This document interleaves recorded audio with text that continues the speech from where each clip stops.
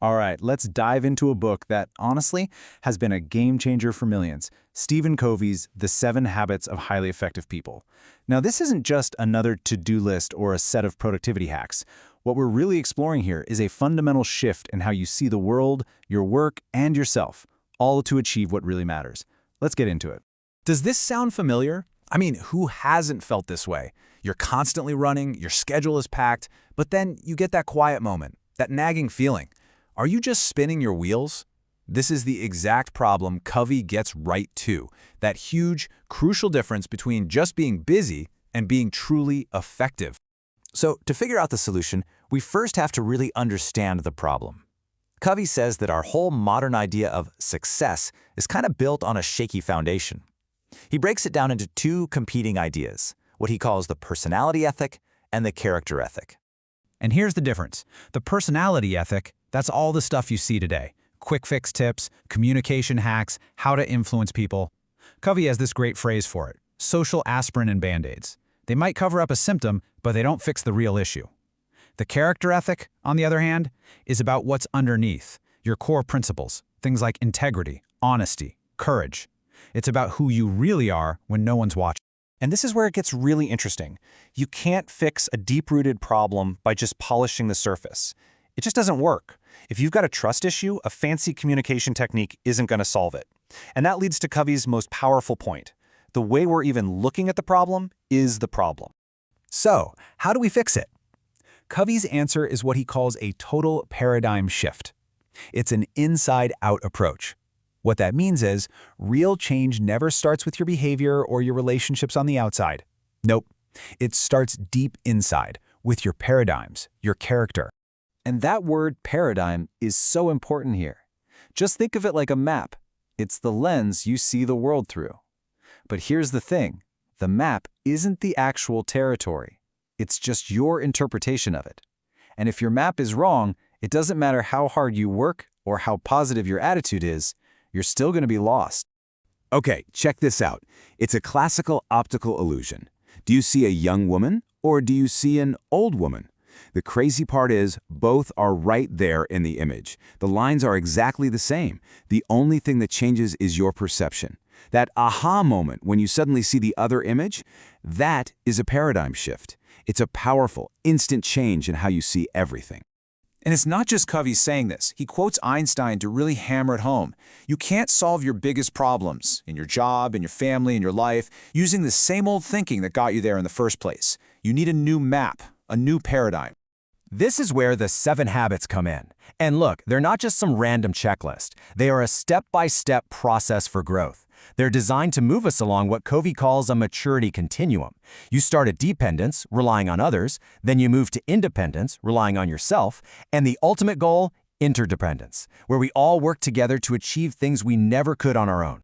The whole journey has to start from the inside out. That means it starts with the private victory. Habits 1, 2, and 3 are all about you. They're about mastering yourself. It's about building that solid foundation of character before you can even think about effectively working with others. And that foundation starts right here with habit 1, be proactive. Now, this is so much more than just taking initiative. It's about realizing that no matter what happens to you, there's a little space between that event and your response. And in that space is your freedom, your power to choose. You're not a victim of your circumstances. You are the creator. You can literally hear the difference. Reactive people's language is full of blame. I have to. There's nothing I can do. He makes me so mad. Proactive people, though, use the language of choice. I choose to. Let's look at our options. I control my own feelings. It's about taking ownership. Okay, so once you accept that you're the creator, habit 1, then habit 2 asks a really big question. What do you want to create? This is all about beginning with the end in mind. Covey uses this powerful thought experiment. Imagine you're at your own funeral. What would you want your friends, your family, your colleagues to say about you? The answer to that question reveals what you truly value. And that becomes your personal mission statement. So if habit 2 is the mental creation, habit 3 is the physical one. This is where the rubber meets the road. It's about putting first things first. It means organizing and executing around your deepest priorities, not just putting out the latest fire. This habit is all about discipline. The discipline to say no to things that seem urgent but aren't important, So you can give a powerful yes to what truly matters. And that right there is the private victory. So once you've achieved that private victory, once you've mastered yourself, you're now ready for the public victory. This is where you move from being independent to being interdependent. This is the art of working effectively with other people. And just like before, these habits build on each other. It starts with habit 4, think win-win. That's a mindset that says there's plenty for everybody. It's not about me versus you. From there, you go to habit 5, seek first to understand, then to be understood. This is a profound shift. It means you listen, really listen, with empathy, before you even try to get your own point across. And finally, all of that leads to habit 6, synergize. This is where the magic happens, where 1 + 1 = 3, or 10, or 100, creating solutions together that are far better than anything you could have come up with alone. So you've won the private victory and the public victory. You're done, right? Well, not quite. How do you keep it all going? That brings us to the final and maybe most important habit, the one that makes all the others possible. Covey tells this great little story about a guy in the woods sawing away frantically at a tree. He's exhausted. Someone comes along and says, "Hey, why don't you take a break and sharpen that saw?"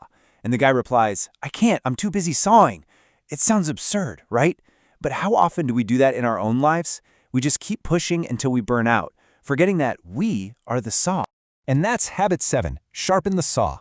It's about regularly investing in your single greatest asset, you. And you do it across 4 key areas. The physical, like exercise and nutrition, the spiritual, connecting with your values, the mental, reading and learning, and the social-emotional, building relationships. You see, they're all connected. You can't just focus on one and neglect the others. This habit isn't a luxury. It's absolutely essential to stay effective for the long haul.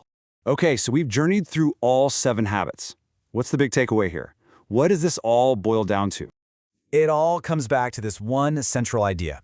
Lasting success, the kind that really matters, is never about a quick fix. It's not a hack. Real, sustainable change is always an inside-out process.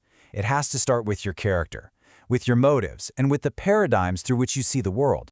And that leaves us with Covey's most haunting and most important question. It is so easy to get caught up in the hustle, right?